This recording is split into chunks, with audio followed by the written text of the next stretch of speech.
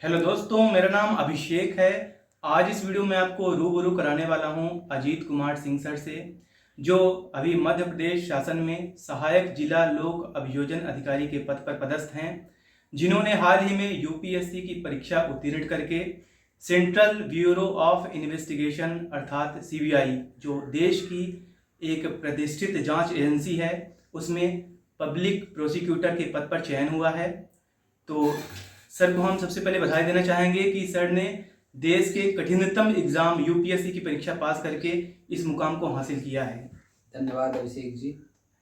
Sir, UPSC का exam crack कर पाना अपने आप में बहुत बड़ी बात होती है, और सर आपने एग्जामिनेशन सहायक जिला लोक अभियोजन अधिकारी के पद पर पदस्थ होते हुए, और यहाँ तक कि मुझे याद है सर कि देवसर कोर्ट जहाँ पे आप पदस्थ हैं सर, तो उसका पूरा संचालन आप ही कर रहे हैं, वो आपकी जिम्मेदारी में पूरा है सर।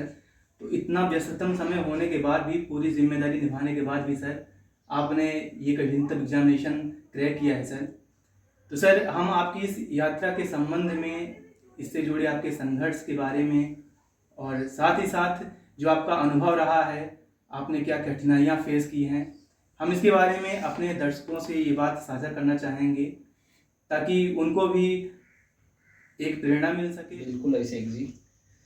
तो सर आपको कब लगा कि मुझे सीबीआई में ही जाना है, पब्लिक प्रोसिक्यूटर के पद पे ही जाना है, जबकि आप ऑलरेडी एक इतने बड़े पद पे ऑलरेडी वर्क कर रहे थे, एडीपीओ के पोस्ट पे?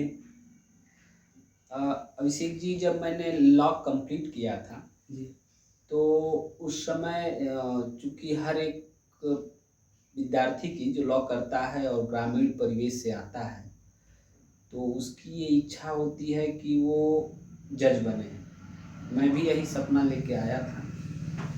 मैंने शुरुआती दिनों में वर्ष 2017-18 तक मैंने बहुत अच्छे से जुडिशियल मजिस्ट्रेट बनने के लिए कई स्टेट में प्री मेंस दिया, इंटरव्यू दिया, लेकिन मेरा चयन नहीं हो पाया था।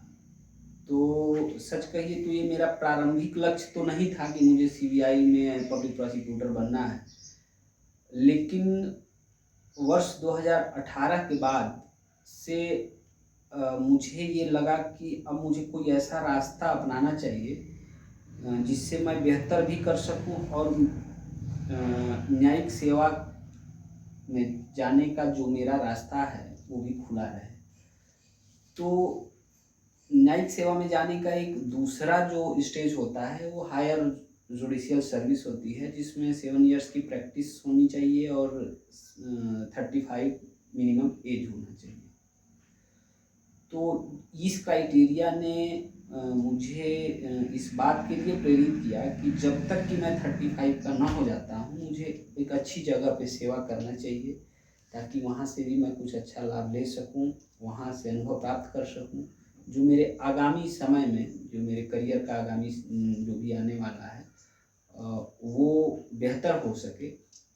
इसलिए मैंने एक अच्छी स्कोप की खोज करी, और जिसमें मुझे ये सीबीआई, जो कि एक अच्छी संस्था है, मानी जाती है, देश की प्रतिष्ठित जांच एजेंसी है, उसमें एज ए पब्लिक प्रोसिक्यूटर के रूप में कार्य करने की प्रेरणा मिली, ताकि मैं मेरा दोनों काम हो सके। मैं एक अच्छे जगह पे जॉब भी कर सकूं और अपना जो न्यायिक सेवा के क्षेत्र में जाने का मेरा जो सपना है उस बंद ना हो।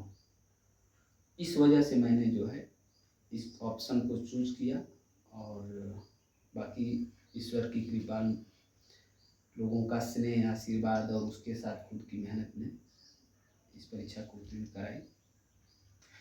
सर, मैं अपने दर्शकों को ये बताना चाहूँगा कि सर ने आज तक जितने भी एग्जामिनेशंस दिए हैं वो सभी के सभी पीसीएस रहा है या फिर यूपीएससी रहा है, और आजकल के दौर में अगर देखा जाए तो हर एक इंसान चाहता है कि कोई भी नौकरी मिल जाए, लेकिन सर का जो ऑब्जेक्टिव रहा है, उद्देश्य रहा है, इतना फोकस्ड रहा है कि सर एक एग्ज़ाम के बाद दूसरे एग्ज़ाम को बिल्कुल एक निर्धारित प्रारूप में ले गए हैं, और साथ ही साथ एक टारगेटेड, जिस तरह से आप बात करें कि अर्जुन ने चिड़िया की आंख पे फोकस किया था, उसी तरह सर ने अपने सीबीआई एग्ज़ाम को फोकस किया है। तो सर हम आपके इस विचारधारा को जानना चाहेंगे कि किस तरह से आपने सर पर्टिकुलर इतने बड़े बड़े एग्ज़ाम्स को ही टारगेट किया है, जबकि आजकल रोज़गार की काफ़ी बात होती है, अनएम्प्लॉयमेंट की काफ़ी बात होती है सर। अभिषेक जी, टारगेटेड तो होना ही पड़ेगा आपको, चूंकि एक ही व्यक्ति ऐसा नहीं हो सकता है कि वो मिल्खा सिंह भी बन जाए और तेंदुलकर की तरह जो है कि क्रिकेट में भी उसका नाम हो जाए। हाँ, वो जो है कि पीटी उषा भी बन जाए, ऐसा संभव नहीं है। तो हमें टारगेटेड होना ही पड़ता है, और जब हम अपनी सारी एनर्जी, सारी स्ट्रेटजी जब एक चीज़ को टारगेट करके और उसके पीछे लगाते हैं, तो निश्चित रूप से बेहतर रिजल्ट आता है। इसीलिए मैंने कभी भी लॉ फील्ड में विशेष करके अभियोजन अधिकारी या जुडिशियल मजिस्ट्रेट के अलावा मैंने कभी अ, कहीं फॉर्म नहीं डाला। एक बार मुझे याद है कि मैं मध्य प्रदेश में हायर एजुकेशन में सहायक असिस्टेंट प्रोफेसर के लिए मैंने फॉर्म तो अप्लाई करा था, लेकिन तब तक मेरा चयन यहाँ एज ए पब्लिक प्रोसिक्यूटर हो गया था। इसलिए मैंने जो है फिर अपने लक्ष्य को टारगेटेड रखा कि मुझे न्यायिक सेवा में जाना है, और अगर मैं असिस्टेंट प्रोफेसर बन जाता हूँ तो मेरी ये यात्रा यहीं बंद हो जाएगी, और फिर मैं अब उसी फील्ड में रह सकता हूँ, क्योंकि जो प्रैक्टिस है वो काउंट नहीं होगी। इस वजह से मेरा तो मानना है कि किसी को भी, चाहे छोटा लक्ष्य हो बड़ा लक्ष्य हो, एक टारगेटेड स्ट्रेटजी होनी ही चाहिए, क्योंकि एक व्यक्ति एक ही समय में सब कुछ नहीं कर सकता है। या तो बेहतर क्रिकेट खेल सकता है, या तो बेहतर हॉकी खेल सकता है, या बेहतर फुटबॉल खेल सकता है, लेकिन एक ही व्यक्ति तीनों नहीं कर सकता है। तो ऐसा मेरा मानना है। जी। तो इसलिए एक टारगेटेड स्ट्रेटजी जो है ज़रूरी होती है। सर, आप अपनी इस सफलता का श्रेय किसे देना चाहेंगे? अभिषेक जी, किसी भी बड़ी सफलता में जी। काफ़ी परिस्थितियों का, काफ़ी लोगों का योगदान रहता है। ये सफलता निश्चित रूप से ईश्वर की असीम अनुकंपा रही है, उनका आशीर्वाद रहा है, माता पिता का आशीर्वाद रहा है, गुरुजनों का आशीर्वाद रहा है, जी। मुझसे जो वरिष्ठ हैं उनका आशीर्वाद और विश्वास रहा है। इसके अलावा जो एक महत्वपूर्ण इसमें जो इनका योगदान रहा है, वो हमारे मित्रगण और हमारे साथ के लोग हैं, चाहे वो सीनियर्स हों या जूनियर्स हों, क्योंकि जो हमसे जुड़े हुए लोग हैं काफ़ी स्नेह रखते हैं हमसे, काफ़ी प्यार देते हैं, और इन्हीं की वजह से मैं एक 10 साल की, एक दशक की जो अपनी यात्रा है, चाहे कितनी भी कठिन परिस्थिति रही हो, मैं इसको पार कर पाया हूँ, और बड़े अच्छे से विपरीत परिस्थितियों में भी मैंने इस यात्रा को करी है।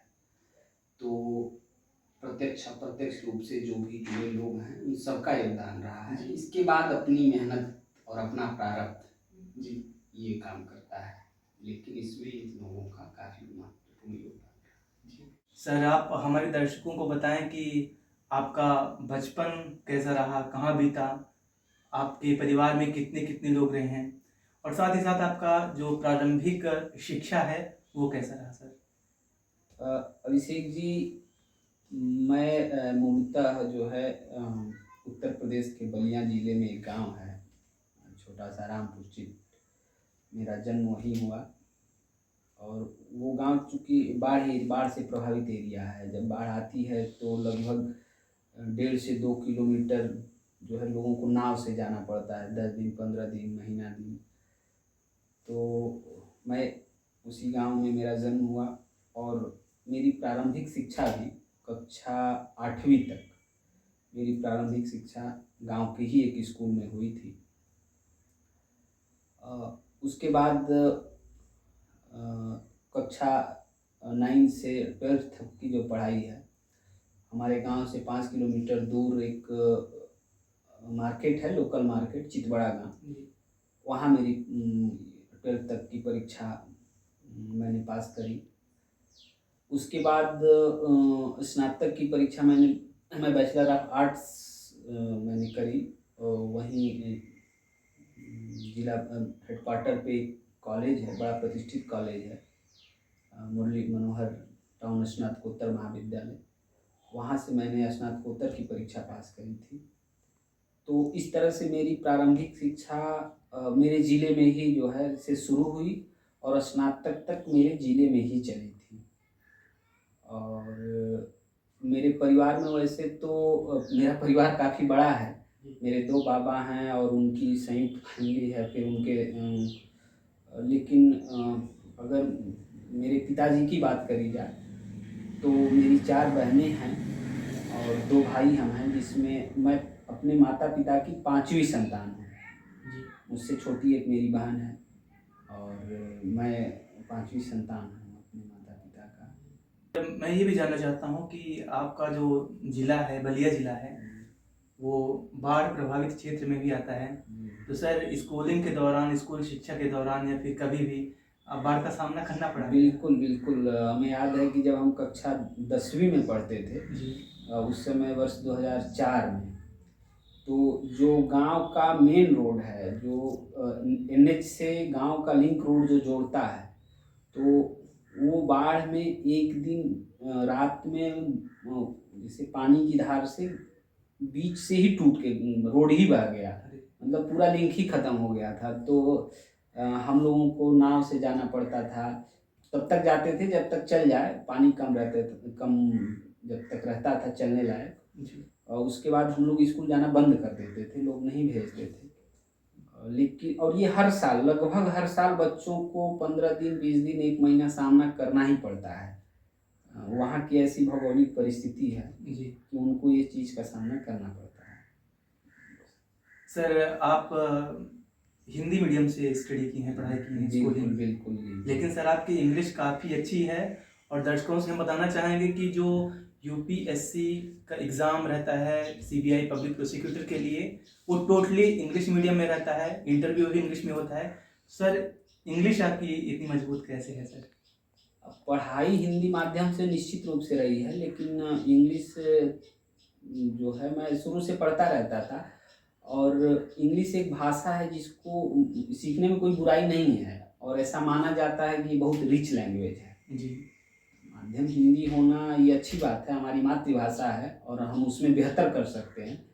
लेकिन मेरा मानना है व्यक्तिगत कि इंग्लिश व्यक्ति को सीखनी चाहिए, क्योंकि वो काफ़ी रिच लैंग्वेज है, हमको काफ़ी चीज़ें जानकारी मिलती है। अगर आप मतलब मोस्ट ऑफ द कंट्री जो है में इंग्लिश भाषा चलती है, इसीलिए इसको रिच लैंग्वेज भी कहते हैं। तो सीखने का प्रयास करते हैं कि बेहतर हो सके कुछ इसके बारे में। सर आपकी प्रारंभिक शिक्षा आपके गृह जिले से हुई है। सर मैंने सुना है कि लॉ फील्ड में वही आते हैं जिनकी पृष्ठभूमि लॉ फील्ड वालों से रही हो, उनके परिवार से कोई लॉ फील्ड में रहा हो।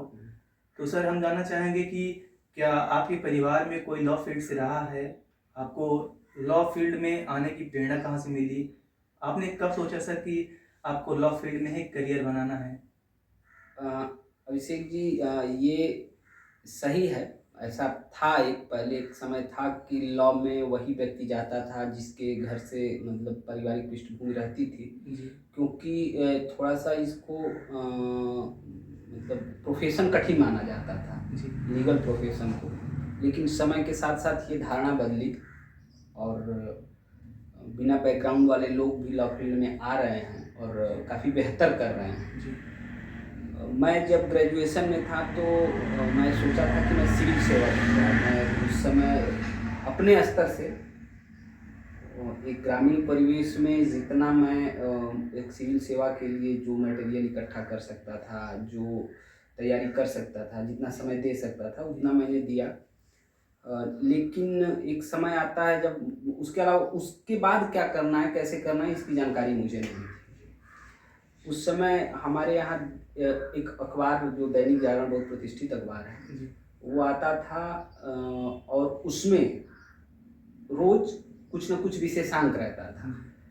तो उस दौरान बुधवार, अब तो पता नहीं, लेकिन उस समय बुधवार को एक उसमें जोश करके आता था विशेषांक जी।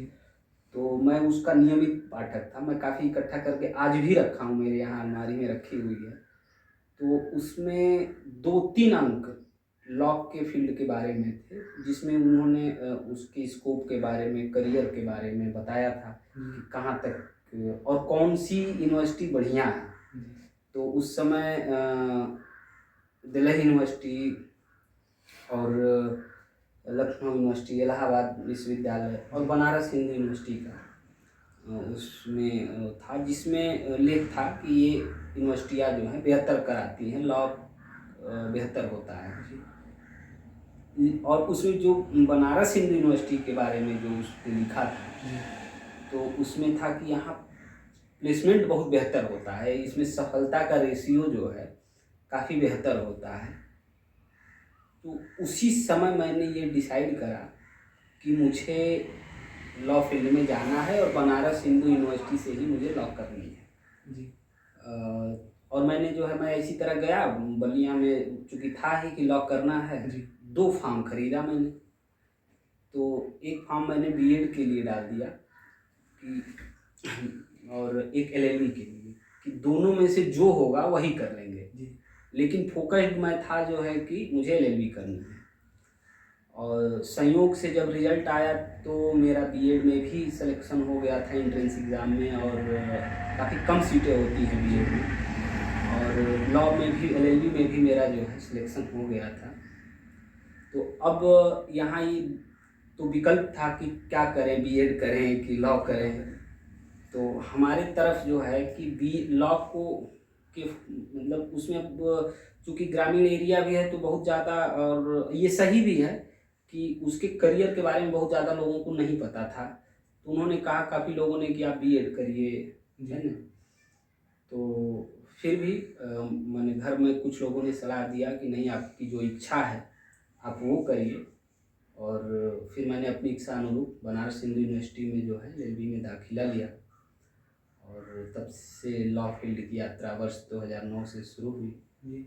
और काफ़ी अच्छा रहा। 3 साल मैंने वहाँ लॉ करा, काफ़ी बेहतर माहौल रहा था। जी।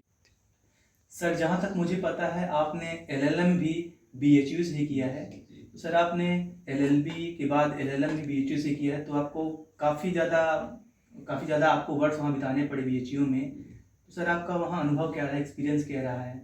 निश्चित रूप से मैंने वहाँ वर्ष 2009 में दाखिला लिया था जी। और 12 में मैं लॉ पास आउट रहा, एलएलबी कंप्लीट किया। उसके बाद मेरा 1 साल का गैप रहा था, सत्र 12 से 13 एलएलबी करने के बाद उस दौरान मैंने ये कहिए कि मेरा एडमिशन नहीं हो पाया था। जी। लास्ट कैंडिडेट था, रुक गया था मैं। उसके बाद मैंने 1 साल तैयारी करी और 13 में पुनः मुझे दाखिला मिला बनारस हिंदू यूनिवर्सिटी में। तो 13 से 15 मैंने एलएलएम भी करा था। जी। तो अभिषेक जी, सच कहिए तो 9 से 15 तक, और चूँकि मैं ये जो एलएलबी और एलएलएम के दौरान मैं छात्रावास में ही रहा। जी। तो छात्रावास एक ऐसी जगह होती है जो आपको माने तमाम डाइवर्सिटीज़ जो भी हैं, विभिन्नताएं, उनके साथ जीने का सिखा देती है कि कैसे जिए। बिल्कुल, पूरे देश से बिल्कुल तमाम जाति, धर्म, संस्कृति, प्रदेश के लोग एक साथ रहते हैं, एक ही टेबल पे खाना खाते हैं। जी। ठीक है। और मतलब बड़ा अच्छा माहौल रहता है। जी। विद्यार्थी जीवन में अगर मौका मिले और कुछ सीखना हो तो आपको एक बार हॉस्टल में रहना चाहिए। जी। जिससे बहुत सारी चीज़, आपको कैसे समाज में रहना है, जी, कैसे सामंजस्य स्थापित करना है, ये आपको वहीं से सीखने को मिलती है। क्योंकि एक छात्रावास बहुत बड़ा होता है और उसमें काफ़ी लोग रहते हैं। जी। तो बहुत अच्छे से अच्छे लोग रहते हैं और कुछ विद्यार्थी जीवन है, तो आपको सामंजस्य स्थापित करने का जी तरीका तो जरूर मिलता है। और चूँकि काशी हिंदू विश्वविद्यालय में तो महादेव की कृपा ही रही है वो, और महामना पंडित मदन मोहन मालवीय का आशीर्वाद भी रहता है कि वहाँ पढ़ाई के साथ साथ आपको आपकी संस्कृति और सभ्यता भी सीखने को मिलती है। जी।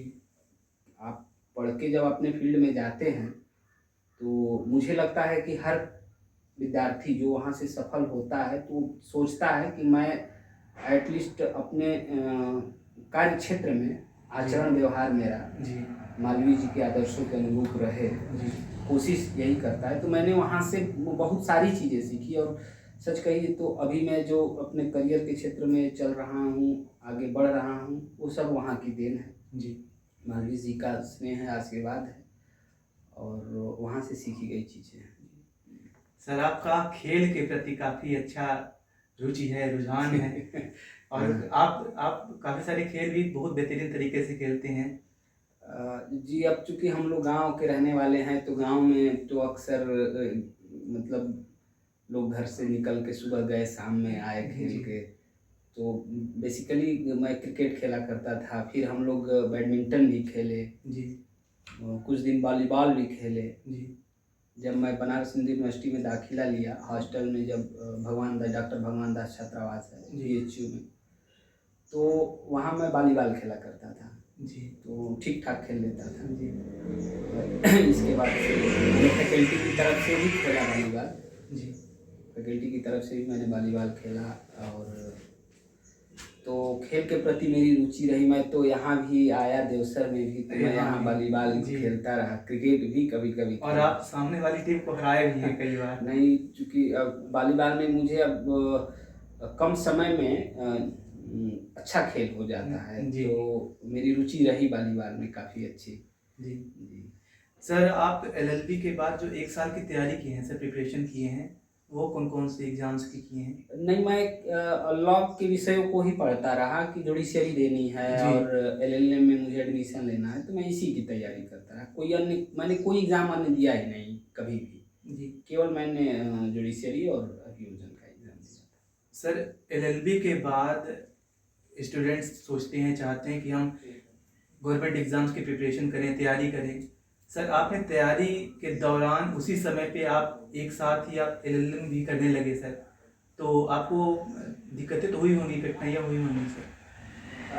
अभिषेक जी, लक्ष्य तो ये था ही कि मुझे कंपटीशन ही देना है, लेकिन हमारे यहाँ एक साइकोलॉजी में प्रोफेसर थे, प्रोफेसर तारा सिंह। जी, उनसे एक बार बातचीत हो रही थी, तो उन्होंने ये कहा जी, कि आप अगर एलएलबी के बाद जज बन जाते हैं, अभियोजन अधिकारी बन जाते हैं, जी, तो आपको ताउम्र 62 साल तक नौकरी करनी है। जब भी आप नौकरी पाते हैं, तब आपको नौकरी करनी है। जी, लेकिन पढ़ने का अवसर आपको नहीं मिलेगा, और व्यक्ति को एक बार परास्नातक तो हो ही जाना चाहिए, क्योंकि ये मौका बार-बार नहीं आता है, और इसका लाभ आपको आपके कार्यक्षेत्र में भी मिलता है। जी, तो उनकी बात ने प्रभावित किया मुझे, तो फिर मैंने एलएलएम करने का निश्चय किया।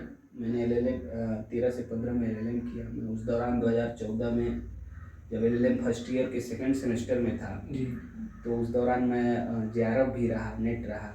जी, तो ऐसे मेरी यात्रा 15 तक की पूरी हुई थी। जी।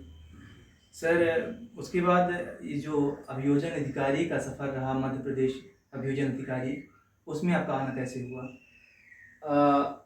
चूँकि मैंने आपसे बताया कि मैं जेआरएफ रहा हूँ, तो जेआरएफ में क्या होता है कि गवर्नमेंट स्कॉलरशिप देती थी। जी। उस समय 33-34 हज़ार रुपये पर मंथ मिलते थे। जी, तो मैंने सोचा कि मैं क्यों ना रिसर्च में एडमिशन लेकर के और मैं रिसर्च कर लूँ, जी। उसके बाद मैं नौकरी की तलाश करूँगा। जी, लेकिन कतिपय कारणों से मेरा वहाँ रिसर्च में एडमिशन नहीं हो पाया, काशी हिंदू विश्वविद्यालय में। जी, और उस दौरान एमपीएडीपीओ का मैंने फॉर्म भरा था, 2015 में मैंने भरा था फॉर्म। जी, तो मुझे 2 महीने का समय मिला था कि एमपीएडीपीओ के लिए मैं तैयारी कर सकूँ। जी, तो मैं इन 2 महीनों में काफ़ी समय दिया, काफ़ी बेहतर तैयारी जो है कि मैंने करी, और मेरा एमपीएडीपीओ में सिलेक्शन हो गया था। जी, मुझे 28वीं रैंक यहाँ मिली थी। जी, तो फिर मुझे स्विच कर गए, चूँकि सिलेक्शन हो गया था, तो कुछ लोगों ने कहा कि नहीं, रिसर्च से बेहतर रहेगा कि आप नौकरी ज्वाइन करिए। जी। कॉन्फिडेंस मिलता है, समाज में एक निश्चित रूप से स्थान मिलता है, और उसके साथ जीविकोपार्जन के भी आपके साधन मिल जाते हैं।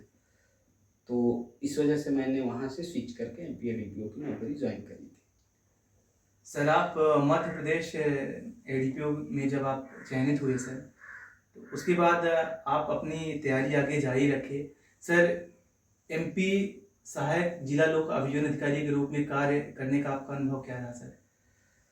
लॉ करने के बाद जो मैंने लॉ किताबों में तो पढ़ी थी, जी, लेकिन मुझे प्रैक्टिस जी जो उस लॉ का इम्प्लीमेंटेशन है, जी मुझको एज ए अभियोजन अधिकारी के रूप में कार्य करते हुए ही सीखने को मिली। मैं 1.5 साल तक सिंगरौली जिला मुख्यालय में रहा। उसके बाद से 3 साल मैं यहाँ देवसर तहसील में मेरी पदस्थापना रही। जी तो इस दौरान मुझे लॉ का जो इम्प्लीमेंटेशन है, जी कैसे होता है, जी कानून की जो धाराएं हैं जी वो व्यवहारिक जीवन में कैसे लागू होती हैं, जी जो हमारी प्रक्रिया से संबंधित जो कानून हैं उनका न्यायालय में कैसे इम्प्लीमेंटेशन होता है, ये सारी चीज़ें मैंने मध्य प्रदेश अभियोजन में रहते हुए ही सीखी, जिसका फ़ायदा मुझे जब मैं इंटरव्यू दे रहा था जी जैसे पब्लिक प्रोसिक्यूटर सीबीआई के लिए, तो वहाँ मुझे काफ़ी इसका लाभ मिला था। सर, आपने मध्य प्रदेश एडीपीओ परीक्षा में चयन से पूर्व किन किन प्रतियोगी परीक्षाओं की तैयारी की है सर, और आपका उनमें अनुभव क्या रहा है? अभिषेक जी, वर्ष 2012 के बाद से जी सच कहिए तो मुझे खुद भी याद नहीं है कि मैं कितनी परीक्षाओं में सम्मिलित हुआ हूँ, और क्योंकि उनकी संख्या काफ़ी ज़्यादा है। जी और या यूँ कहें कि एमपीएडीपी में चयन से पूर्व हमारी असफलता की एक लंबी श्रृंखला है। काफ़ी परीक्षाओं में मैं चाहे अभियोजन अधिकारी की परीक्षा हो या न्यायिक सेवा की परीक्षा हो, मैं सम्मिलित रहा हूँ। और ये ज़रूर है कि उत्तर भारत के हिंदी भाषी जितने प्रदेश हैं, जी उन सब में मैं लगभग 2-2 बार उनकी मुख्य परीक्षा दे चुका हूँ। जी अपने यहाँ उत्तर प्रदेश में साक्षात्कार भी दे चुका हूँ। जी और निश्चित रूप से अनुभव मुझे ये रहा कि अगर आपका कहीं नहीं हो रहा है जी तो इसका अर्थ ये नहीं है कि आप अयोग्य हैं और 2-4 परीक्षाओं के बाद आप ये मान लें कि आपका कहीं नहीं होगा, ऐसा नहीं है। जी और वो एक समय आता है जब सारी चीज़ें एक साथ एकत्रित होती हैं, जी तो चयन आपका हो जाता है और आपको पता भी नहीं चलता है कि आपका चयन हो गया और कैसे हो गया। जी तो मेरा तो अनुभव यही रहा है कि विद्यार्थी को लगे रहना चाहिए, जी क्योंकि आपने समय दिया है उसमें, जी आपका समय इन्वेस्ट हुआ है, आपकी एनर्जी इन्वेस्ट हुई है, तो हो सकता है कि वो अंतिम हथौड़ा जी आपने 49 हथौड़े मार दिए और पत्थर हो सकता था कि 50वें हथौड़े में टूट जाए, लेकिन आप 49 के बाद ही हार मान लिए, तो मात्र एक हथौड़े की वजह से आप पीछे हो गए। तो मेरा तो अनुभव ये है कि अगर आपने 49 हथौड़ा मारा है जी तो 50वां भी मार ही लीजिए, जी जब तक कि वो पत्थर टूट टूट ना ना जाए। जाए। तो मेरा यही अनुभव रहा है कि अगर आप तैयारी कर रहे हैं तो लगे रहिए। सर, मध्य प्रदेश एडीपीओ अपने आप में एक बहुत बड़ी सर्विस है, बहुत बड़ा पद है।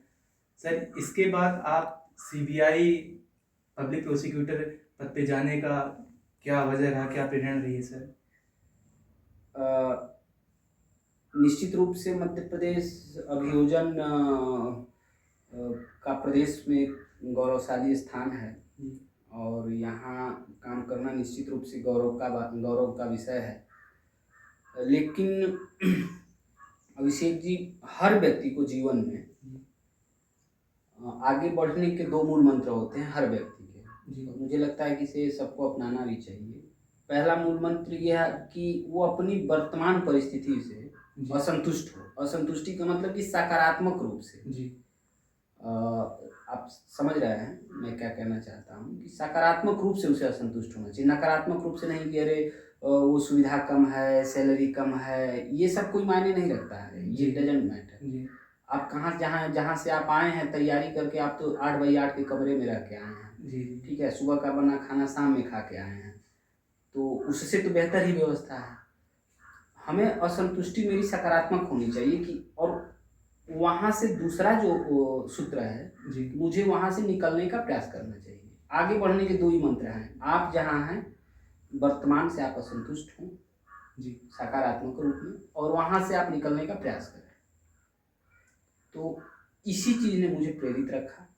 अच्छी जगह है जी, लेकिन इससे भी बेहतर जगह है जी, ठीक है जी, जहाँ आप और बेहतर कर सकते हैं। आपकी पढ़ाई का, आपकी योग्यता का और एक्सपोजर हो सकता है जी।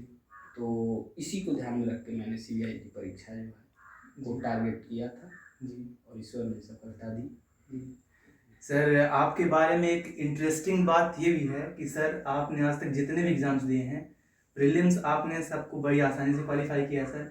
इससे पहले UPSC, APP, assistant public prosecutor, ये भी एग्जामिनेशन सर आपने दिया था, लेकिन अल्टीमेटली आपका उसमें फाइनली नहीं हो पाया था, फाइनल मेरिट में नाम नहीं आ पाया था सर। जी जी। देन उसके बाद सर आपने पब्लिक प्रोसिक्यूटर में चयन हासिल किया है सर, तो ये तो काफ़ी बड़ी अचीवमेंट है सर। मैंने कहा आपसे कि अगर आपका नहीं होता है जी तो यह मान लीजिए कि कहीं ना कहीं आपका और बेहतर लिखा है। जी जी शायद मैं अगर 2018 में चयनित हो जाता एपीपी, जी तो मैं आज जिस जगह पे जिस पद पे चयनित हुआ हूँ जी उसमें मुझे प्रमोशन में 10 वर्ष लग सकते थे। जी तो इसलिए मेरा मानना है कि अगर आपका नहीं होता है, तो मैंने कहा नहीं कि 49 हथौड़ा मार दिए हैं, 50वें की ज़रूरत है, जी तो जब तक वो अंतिम हथौड़ा पत्थर पे लग न जाए तब जी। तक आप लगे रहिए और बेहतर होगा। जी क्योंकि लोग कहते हैं कि संघर्ष जितना लंबा होता है परिणाम उतना ही सुखद आता है, जी और ये सही है। मैंने अपने व्यक्तिगत जीवन में इसको मैं अनुभव कर रहा हूँ। जी जी सर, आपका तैयारी के दौरान सर मैंने भी आपको देखा है सर, ऐसा कभी नहीं लगा सर कि आप जो पारिवारिक जिम्मेदारी है या इसके साथ साथ जो सामाजिक संबंध है सर, आपने बखूबी निर्वहन किया है सर। तो पारिवारिक दायित्वों का, कर्तव्यों का निर्वहन करते हुए सर, आप सामाजिक संबंधों को स्थापित करने के बाद भी सर इतने बड़े एग्जाम को क्रैक किए हैं सर आप, ये इसका राज क्या है सर? एक तो अभिषेक जी, हम लोग ग्रामीण पृष्ठभूमि से हैं, जी। जहाँ व्यक्तियों के संबंध प्राथमिक होते हैं। जी जैसे एक दूसरे से लगाव जुड़ाव रहता है। जी निश्चित रूप से जब हम विश्वविद्यालय में पढ़ने आए थे, गांव से आए थे, जी लेकिन कहीं ना कहीं मेरे बड़े भाई साहब हैदराबाद में रहते हैं, जी तो कहीं ना कहीं पारिवारिक जिम्मेदारी तो थी ही। जी जिम्मेदारी ये नहीं था कि मुझे पैसा कमा के उनको करना है, लेकिन बाकी और भी बहुत सारी जिम्मेदारियां होती हैं, चाहे वो मेडिकल का हो, लोगों के स्वास्थ्य का है, और भी बहुत सारी चीज़ें होती हैं। जी और मेरी तैयारी के दौरान खास करके 12 से 15 में मेरा इस मामले में पारिवारिक मतलब माहौल कह लीजिए थोड़ा सा गड़बड़ रहा। छोटी सिस्टर के स्वास्थ्य को लेकर के या माता जी के भी स्वास्थ्य को लेकर के थोड़ी परिस्थितियां निश्चित रूप से विपरीत रही, और इन परिस्थितियों ने मुझे बहुमुखी सी बनना दिया जो है। इन परिस्थितियों ने मुझे, चूँकि पढ़ाई तो करनी ही थी, अब तो जो है ओखल में सर डाल ही दिए थे ओखली में, जी तो अब भाग तो सकते नहीं थे, तो पढ़ना ही था और ये जिम्मेदारी भी निर्वहन करनी थी। तो इसने जो है सामंजस्य स्थापित करना सिखाया जी कि कैसे आप पारिवारिक जिम्मेदारी के साथ साथ सामाजिकता निभाते हुए आप कैसे तैयारी कर सकते हैं, और किया जा सकता है। ये कोई बहुत बड़ी बात नहीं होती है। हम लोग तो सच कहिए तो विद्यार्थी जीवन में हमें खुद नहीं याद है कि हमने कितने मरीजों को मैंने 4-4 घंटे 5-5 घंटे हॉस्पिटल में रह के दिखाया। जी तो उसका भी एक अपना स्थान होता है आपकी सफलता में, जो चीज़ें होती हैं। जी तो इससे बहुत ज़्यादा प्रभावित आपका पढ़ाई नहीं होता है, होती है पढ़ाई, लेकिन अगर खुद को थोड़ा सा मैंने हार्ड वर्क करें तो सारी चीज़ें एक जगह, पारिवारिक जीवन, सामाजिक जीवन के साथ साथ तैयारी की जा सकती है। सर, मैं यहाँ पे 2 शब्द बोलना चाहूँगा सर। जिस तरह से आपका पब्लिक प्रोसिक्यूटर का सीबीआई का आपका एग्ज़ाम रहा है सर, आपका इंटरव्यू था सर। सर, सामने वाले को अगर किसी को मदद चाहिए हो सर, मेडिकल रूप से या कोई भी मदद चाहिए हो सर, आपने इससे बढ़कर उसकी मदद करना आपने प्रायोरिटी दी सर। ये अपने आप में बहुत बड़ी बात है सर कि मतलब हाँ, एक बार तो मुझे लगा था जी 19 सितंबर को मेरा एग्ज़ाम था और 16 तारीख को जी सर को मेरी आवश्यकता पड़ी थी जी मेडिकल के संबंध में। तो एक बार तो मुझे लगा था कि मैंने कई सारे सब्जेक्ट सभी छोड़ रखे थे जी जी कि उसका मैं रिवीजन करूंगा, लेकिन मैंने लगा कि यार मुझे नहीं जाना चाहिए।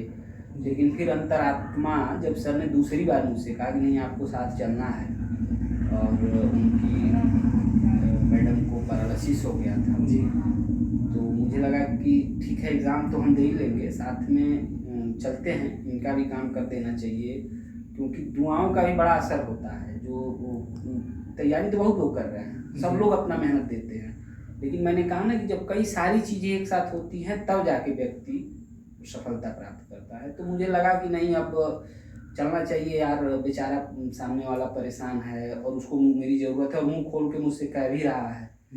तो मैं गया, फिर 2 दिन 16-17 उनको समय दिया, 18 को मैं लखनऊ गया, एग्ज़ाम दिया। तो और ऐसा इसी बार नहीं, कई सारी परीक्षाओं में हमेशा ऐसा होता था कि परसों पता चले परीक्षा है तो कोई हॉस्पिटल में एडमिट है बीएचयू में, तो हम लोग पूरे दिन उसकी दवा करा रहे हैं। तो हो जाता है, सामंजस्य स्थापित हो जाता है। निश्चित रूप से इसका प्रभाव भी मेरे रिटन एग्ज़ाम में पड़ा था जी। मैं रिटन और बेहतर कर सकता था, लेकिन मैं ये भी मानता हूँ कि चूँकि साक्षात्कार जो होता है, इंटरव्यू यूपीएससी में इस पद के लिए वो क्वालिफाइंग होता है, आपको मिनिमम क्वालिफाई 50% करना ही है। तो मैं ये मानता हूँ कि मैं अगर क्वालिफाई कर पाया तो उसमें उनकी दुआओं का भी जो है असर रहा है, नहीं तो फेल भी हो सकता था जी। तो मैं निश्चित रूप से, मेरे थोड़े से मेंस में मार्क्स कम रहे जी। लेकिन रिटन एग्ज़ाम में, लेकिन इंटरव्यू मेरा बेहतर हुआ और जी। तो इन सब चीज़ों का भी एक आप जो सामाजिक आपका दायरा होता है, जो आप लोगों की मदद करते हैं, और तो इसका फ़ायदा मिलता है। व्यक्ति को जीवन में जब भी ज़रूरत पड़े और कर सकते हैं आप तो करना चाहिए। थोड़ा सा कष्ट आपको ज़रूर होगा, जी जी, लेकिन करना चाहिए। सर अभी हाल में आपने सीबीआई पब्लिक प्रोसिक्यूटर की परीक्षा जो उत्तीर्ण की है, तो सर मध्य प्रदेश अभियोजन में सर आप एडीपीओ की पोस्ट पे रहे हैं और आपको देवसर कोर्ट का पूरा संचालन करना था, व्यवस्था देखना था सर। तो इतनी बड़ी जिम्मेदारी होने के बाद भी सर आप किस तरह से ये परीक्षा पास की हैं, क्या आपकी स्ट्रेटेजी रही है सर? अभिषेक जी, निश्चित रूप से थोड़ा सा कठिन हो जाता है। नौकरी के साथ साथ आप अगर किसी परीक्षा की तैयारी करते हैं तो कठिन तो होता ही है जी। लेकिन फिर भी जो ये पब्लिक प्रोसिक्यूटर का एग्ज़ाम था, जैसा कि मैंने आपको बताया कि इसमें 7 इयर्स प्रैक्टिस चाहिए थी कि आपने 7 साल कोर्ट में काम किया हो। जी। तो ये भी एक तरह से मेरी तैयारी का विषय था, इसीलिए मैंने इस फील्ड को चुना था, इस पद को चुना था, क्योंकि जो मैं कोर्ट में काम करता था वो भी मेरी तैयारी का ही अंग था। जी। तो मैं जो वहाँ समय दे रहा था तो मेरे दिमाग में ये था कि नहीं, ये मैं अपनी तैयारी में ही समय दे रहा हूँ। जी। और क्योंकि बेसिकली जो साक्षात्कार होता है वो उसी पे डिपेंड रहता है, और इसके बाद से आकर के यहाँ समय निकाल करके अध्ययन करना थोड़ा कठिन तो हो जाता है, लेकिन जब आपने लक्ष्य निर्धारित कर लिया है जी। और तो मेरा एक व्यक्तिगत अनुभव है कि वो उसके प्रति एक आपकी दीवानगी हो जाती है जी। और आप उसको पाने के लिए येन केन प्रकारेण जो है हर युक्ति लगा देते हैं। जी। महत्वपूर्ण यही है कि आपका लक्ष्य क्या है, किसको जो है कि आप प्रायोरिटी देते हैं। जी।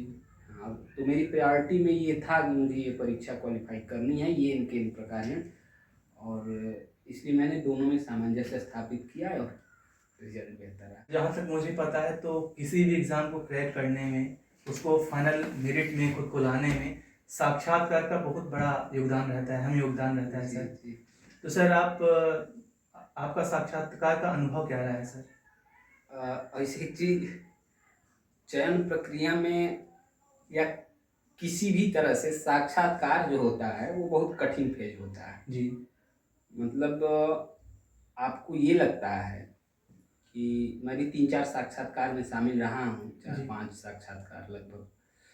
तो आपको ये लगता है कि जब आपको साक्षात्कार रूम से बाहर ले जाके बैठाया जाता है वेटिंग हॉल में 15 मिनट या 20 मिनट, तो ऐसे लगता है कि हे ईश्वर, धरती फटे और मैं चला जाऊं। आप गर्म ठंडी के मौसम में सूट पहने रहते हैं लेकिन पसीना आपको होता रहता है वो इतना, और अगर यूं ही बेल बजा और आपके अंदर जाने की प्रक्रिया शुरू हुई तो आप इतने नर्वस हो जाते हैं, आपको सामने वाले सारे, जैसे आप अपराधी टाइप का महसूस करने लगते हैं, वहाँ इतना कॉन्फिडेंस नीचे रहता है तो बहुत कठिन होता है।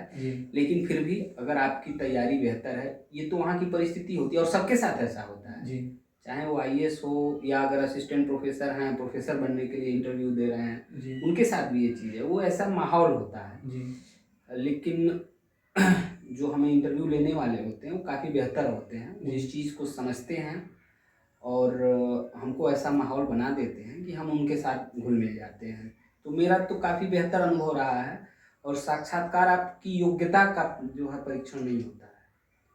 आपके बातचीत का ढंग, आपके बताने के तरीके, आपका लहजा, उठने बैठने का ढंग, उतने देर में जितने देर आपका साक्षात्कार चलता है उतने देर में इन सब सारी चीज़ों का आकलन कर लिया जाता है कि आपकी माने आपका व्यक्तित्व क्या है, इसीलिए उसको पर्सनालिटी टेस्ट भी कहते हैं। जी।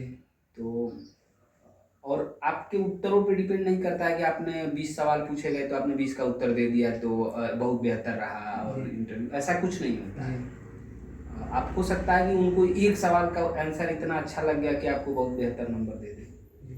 तो काफ़ी कठिन फेज होते हुए बड़ा इंटरेस्टिंग होता है। तो मतलब इंटरव्यू आपका ज्ञान का स्तर नहीं चेक करते बल्कि व्यक्तित्व चेक किया आप जाता है। परीक्षा ऑलरेडी पास करके गए हैं तो उनको पता है कि आपने बहुत सारी भीड़ को पीछे करके और आप जो है वहां तक पहुंचे हैं, तो आपकी योग्यता का परीक्षण तो हो चुका है जी।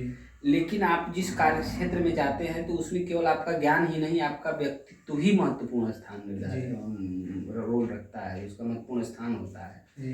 कि आपकी पर्सनालिटी कैसी है, आप अपने कलीग के साथ कैसा बिहेव करते हैं, सबॉर्डिनेट के साथ कैसा बिहेव करते हैं, आप अपने सीनियर के साथ कैसा बिहेव करेंगे, ठीक है, आप कार्य को किस तरह से, आपकी ईमानदारी, आपकी निष्ठा देखी जाती है। जी।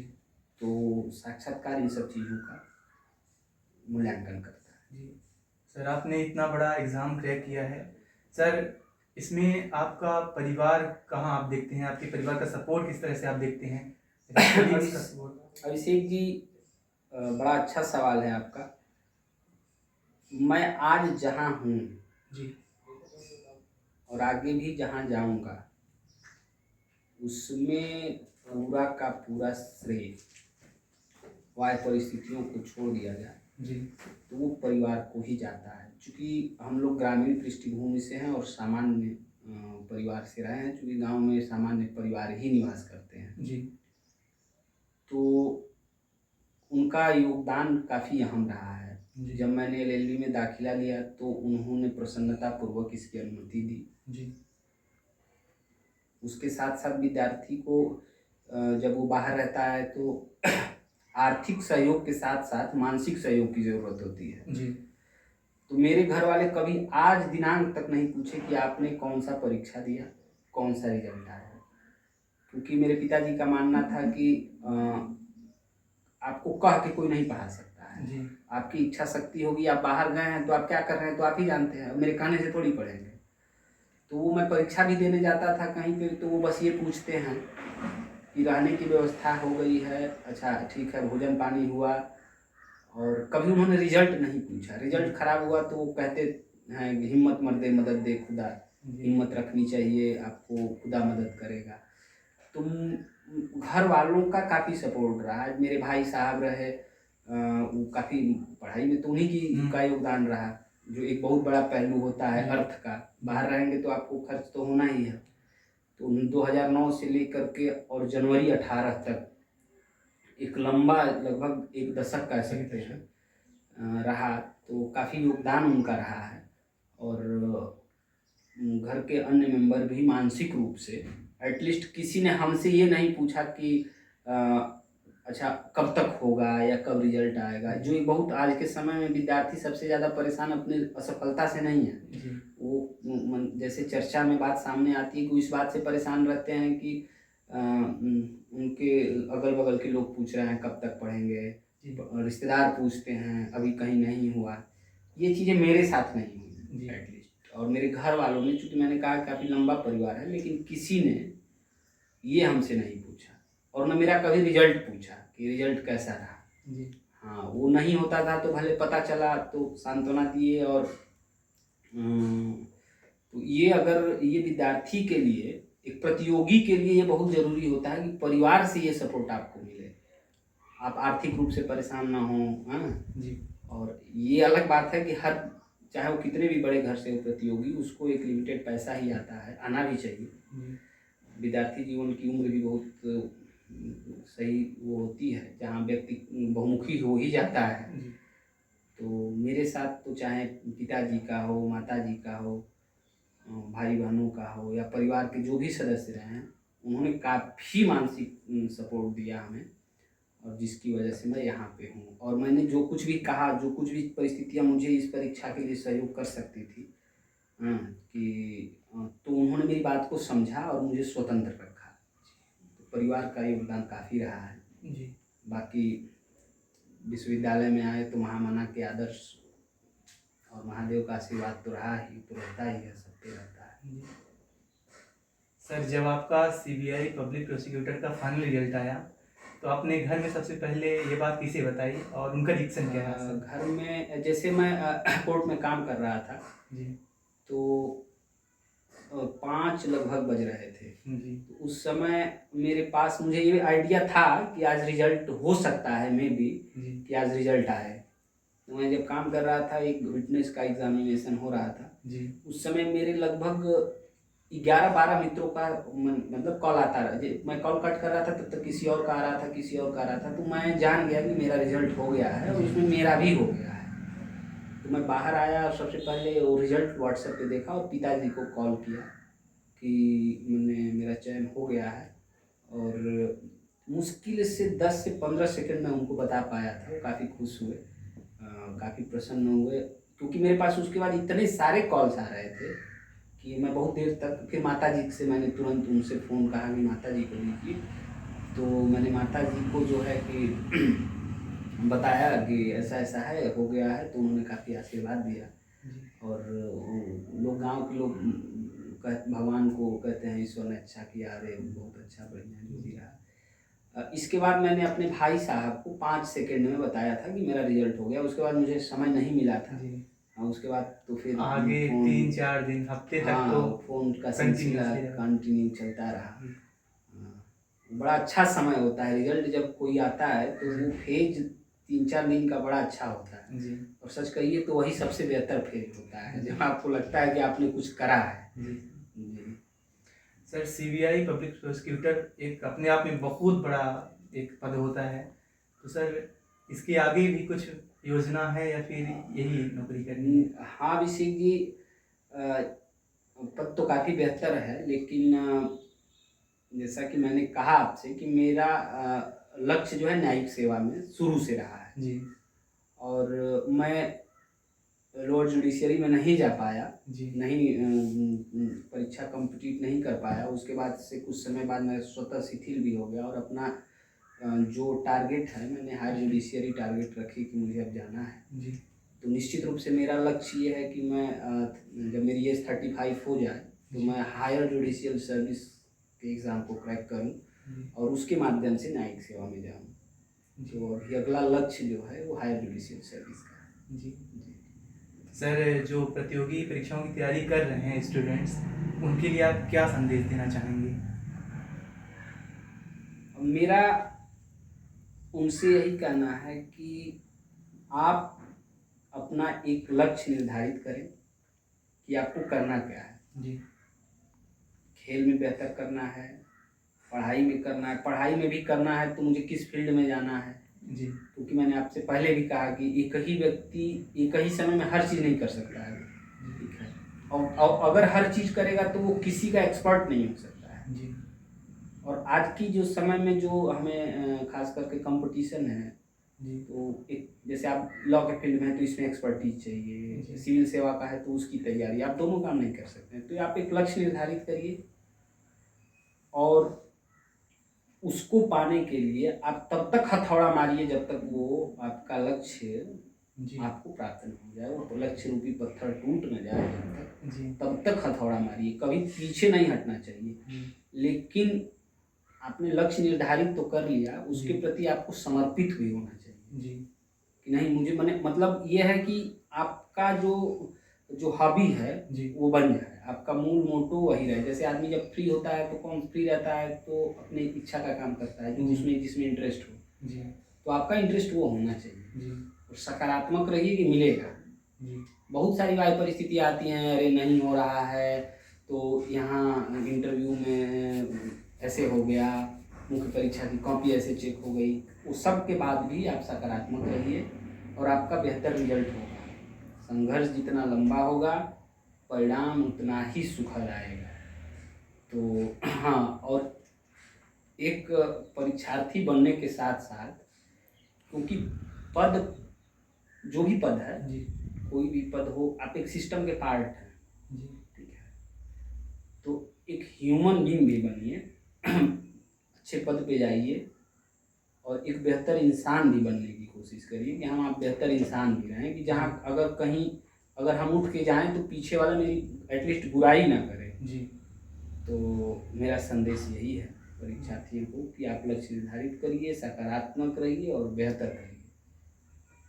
सर मुझे भी आपके सानिध्य में काम करते हुए 3 साल से ज़्यादा हुआ है सर। सर मैंने देखा कि आप एक बहुत अच्छे श्रोता भी हैं सर। आप सभी की बात को बड़े गौर से, बड़े सम्मान के साथ सुनते हैं सर। तो ये क्वालिटी, ये गुण। नहीं, अच्छा, जैसे क्या होता है कि अगर कोई व्यक्ति आपके पास आता है अपनी बात को लेकर के और वो अपनी बात कह देता है जी तो उसको बहुत सुकून मिलता है, जी ठीक है, कि मैंने अपनी बात सामने वाले तक पहुंचा दी। जी और मैं भी फील करता हूँ कि अगर मैं किसी के पास गया या किसी से कोई बात कह रहा हूँ और वो नहीं सुना जी तो थोड़ी तकलीफ तो होती ही है जी और उसके प्रति एक नकारात्मक हमें छवि बनती है। जी तो निश्चित रूप से ये प्रयास तो करना चाहिए कि सामने वालों को सुने, तभी आप किसी भी चीज़ का हल कर सकते हैं। तो ये क्वालिटी डेवलप करनी चाहिए। हम भी निरंतर प्रयास करते रहते हैं कि भाई ये चीज़ कमी है और तो इसको हमें डेवलप करना है, ठीक है। और इस पे ध्यान देने की चीज़ें हैं, ये छोटी छोटी चीज़ें हैं, ये मतलब आप अगर खुद पे ध्यान देते हैं तो ऐसा है। आज व्यक्ति परेशान हो जाता है, अरे मैंने इनके साथ इतना बेहतर करा और उन्होंने मेरे साथ ऐसे कर दिया। तो वो व्यक्ति, कुछ लोग क्या होते हैं कि अपना व्यवहार दूसरे सामने वाले की वजह से अपना व्यवहार परिवर्तित करते हैं, जी जो कि गलत है। जी भाई हम सामने वाले की वजह से अपना व्यवहार, अच्छा व्यवहार क्यों परिवर्तित करें? जी उससे नुकसान तो मुझे है। जी तो अपना व्यवहार सामने वाले के दृष्टिकोण से नहीं, एक ह्यूमन बीइंग के दृष्टिकोण से अपने को, अपने व्यक्तित्व का विकास करना चाहिए। जी। तो दोस्तों, आपने हमारा संवाद अजीत सर से सुना और आपने देखा किस तरह से सर इस बड़े मुकाम तक पहुँचे हैं और उनको इस मुकाम तक आने में, इस सफलता को हासिल करने में कौन कौन सी चुनौतियों का सामना करना पड़ा, उनके अनुभव क्या रहे। और जो हमें ओवरऑल सीख मिलती है वो ये मिलती है कि हम अपने सफलता की राह में चलते हुए इंसानियत को कभी ना भूलें और मानवता ही एक सबसे बड़ा असेट होता है, धन होता है। तो इस चर्चा के लिए हम सर का धन्यवाद देना चाहेंगे। सर, आपने बहुमूल्य समय हमें दिया और इससे हमारे दर्शकों को, हम सभी को काफ़ी सीख मिली, प्रेरणा मिली। और सर, हम ईश्वर से कामना करेंगे कि आपका जो अगला लक्ष्य है, ईश्वर आपको उसमें सफलता दे। सर, आपका एक बार फिर से आभार सर, आपने अपना बहुमूल्य समय हमें दिया। सर, हम आपसे आगे भी जुड़े रहेंगे। फिलहाल सर, हम आज के लिए विदा लेना चाहेंगे।